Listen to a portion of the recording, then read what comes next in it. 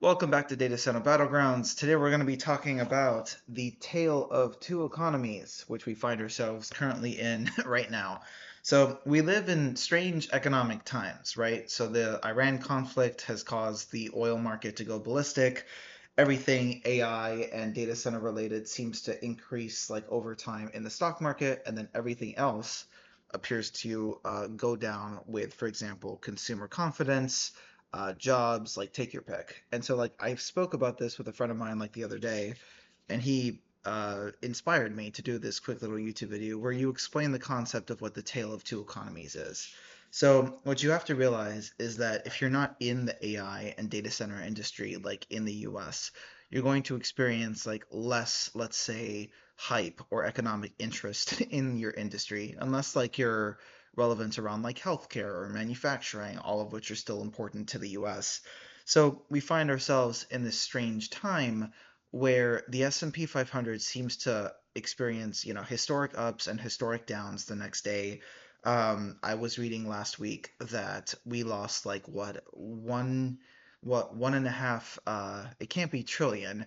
It should have, I think it was billion. So like 1.5 billion like lost overnight, and then like the S&P 500 like experienced a new high the day after that. It honestly seems like the numbers are not real half the time, which honestly, like between like the capital markets, private equity, and then major corporations pouring like trillions of dollars of capex into AI and data center infrastructure, who knows? It might not be.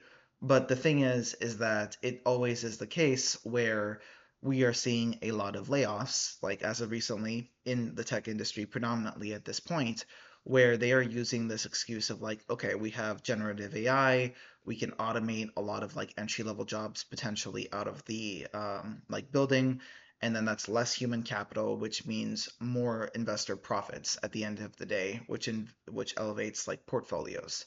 And so like the squeeze, I would say, from like what I'm seeing is for like the average like American consumer. So inflation, I think, clocked in at what was it, 4.2% like recently, which is not good. And it's expected because like the Iran conflict has like increased the price of like, oil and yeah, crude oil, diesel, gas, all that stuff. And that might, go back down, start to go back down at the very least, like after this hypothetical deal is signed today, when this like video comes out, if it's actually signed. There's this cat and mouse game with the current administration in Iran when it comes to like ending the actual like Iran conflict. So the thing is that like inflation keeps on going up, cost of living keeps on going up, wages are stagnant, and then for the average American, like economic pressure is like pretty intense. So I'm 30, right? So like younger generations, particularly those that are like coming out of college right now, are facing like a heck of a time with like higher rents. If you want to buy a house, mortgage rates are still through the roof, yada yada. I think like a lot of I was like doing some research into like economic investments of the average American, and a startling amount of the American population doesn't even have like a grand, I think, in like savings. How much do Americans have in savings for the average American? I'm like searching this up at the moment.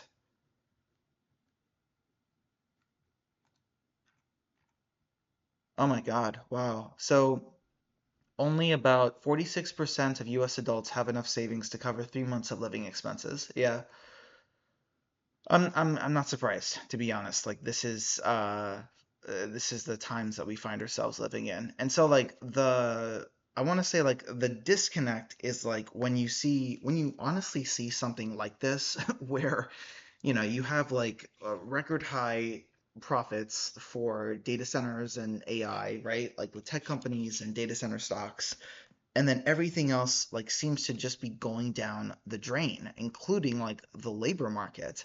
So there's a lot of debate right now whether or not AI is taking like a lot of entry level jobs. It depends on who you ask, and like it also depends on like where you go, right?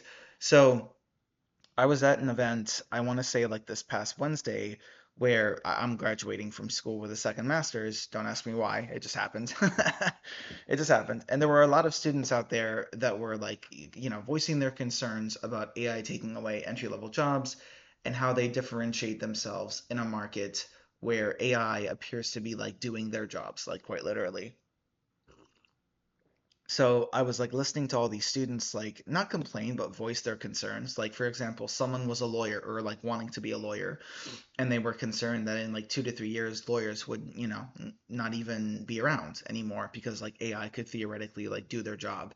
I would like bite back on that because like you still need like humans in the loop to some extent for critical services like lawyers, for example. Like we've had a couple cases now where, and this might be because like the systems are not that good yet, but there was a lawyer a couple years ago when ChatGPT first came out.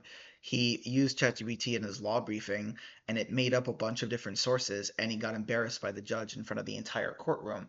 So you still have things like that. But I think like the general concern is that like as AI gets more powerful, as as more money literally gets like invested into the tale of two economies, quite literally, like what happens to just like white collar employment at the end of the day. Now, blue collar employment, that's a whole different story. It's a whole different story because like at the moment, there's a article going viral about this SpaceX millionaire that just got minted because of the IPO yesterday. I believe he's a welder and like he invested like he's been with SpaceX for a long time, and of course like he's like the poster child for like the blue collar trades. All of a sudden like become an electrician, become a plumber, become an HVAC person, all these different things, which is true. I mean, the blue collar field is definitely one that has way more interest now than it did probably 5 years ago because of data centers.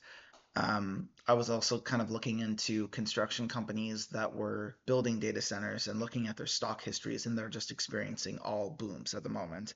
So, it depends on what field you're in. It depends on what's going to happen in the next couple of years. The funny part is that the tech CEOs are walking back their predictions of like mass economic unemployment by like the next 2 years or 3 years, I think. I was like reading that the other day as well. What was it? Dario Amade walks back unemployment claim. Let's see. I'm doing this in real time. Yeah, here it is. Sam Altman and Dario Amade are both walking back AI job apocalypse prophecies as they eye blockbuster IPOs. That's another thing as well. Yeah.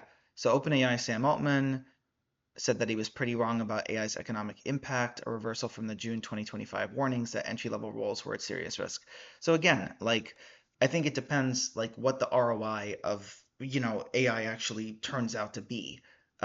We're kind of like going all in right now, we being like the hyperscalers, and then I mean in some respect it's going to be we because you have the IPOs of SpaceX and Anthropic and OpenAI, and if the U.S. government actually does purchase a stake in like OpenAI, then I guess every American like holds OpenAI now. You know what I mean?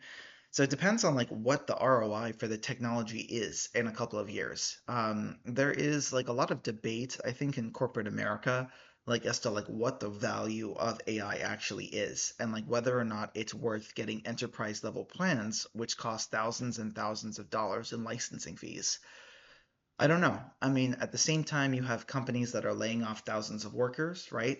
And then saying like, "Oh, we are using AI to replace them." They make record profits, and then their stock goes up. But then at the same time, I'm also reading reports that like they're hiring people back because the systems are just not good enough yet. So there's a lot of like it's a seesaw effect, right? It's like going back and forth between like lay people off, make more money. Wait, we can't actually fulfill our business service at the end of the day, but which was before AI, and we need to hire more people back. But I just find it very comical that, I was searching online. I was like, okay, tale of two economies, quite literally, and then like AI and data center. Like there was one graphic that was literally this, damn, AI and data centers going up, and then everything else going down. And I can't help but feel like that is I'm not an economist. Again, like I haven't read the latest like jobs report or whatever, so I could be wrong. But it just feels like with all the hype and the trillions of dollars in capex, like in data center infrastructure and AI model development, it feels like everything else is just like being pushed to the wayside, including like the average American like consumer, which like was supposed to drive like the average American consumer drives the US economy to my like understanding. Like consumer spending drives the economy. But also at the same time, late stage capitalism has kind of evolved into this like titanic beast where the top 1% of, society, for example, including the world's first trillionaire, Elon Musk, now holds the collective wealth of like, I was reading some insane stat where he has more, Elon Musk's trillionaire worth more than countries. Let's see. Uh, Okay, listen to this. So Elon Musk becomes officially the world's first trillionaire following the historic public market debut of SpaceX. Only about only about 20 nations worldwide have an annual economic output higher than Musk's net worth. His personal fortune exceeds the GDP of over 140 individual countries. Oh my God. Musk's fortune is in the same economic league as the annual GDP of nations like Switzerland or Singapore. Yeah, this is what I'm talking about. This like I mean, good for him. This is how capitalism works, I guess, regardless of whether or not he was like born into money. Like that's a whole different video in itself. But I fear what's going to happen is, especially since like the world's first trillionaire was created, what is going to happen is the same old story where wealth gets concentrated at the top. The wealth economic disparity grows over time, they're not taxed appropriately, and so the poor get poorer, the rich get richer. It's like the age-old song. And I was also listening to a couple of videos a couple weeks ago where according to some economic reports, the American economy isn't driven by consumer spending anymore. It's actually being driven by like the top like 1% of spending, which is incredibly concerning. Like because they hold the majority of the stocks.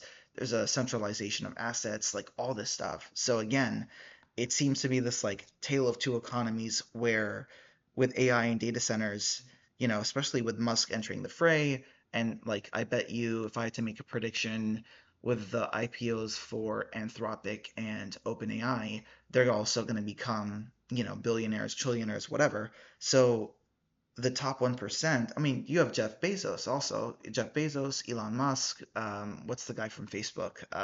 Can't think anymore. Mark Zuckerberg. All of these people are like what the top 1% like in AI and data centers. And then for everything else, the rest of us. You know what I mean? Like the rest of us, quite literally. So this will make a good thumbnail for like the YouTube video. But I just wanted to educate y'all on this concept because you'll see this in the news with like the tale of two economies, and like some folks I know are like, what the hell does that even mean? Like the U.S. economy is like one economy, you know what I mean?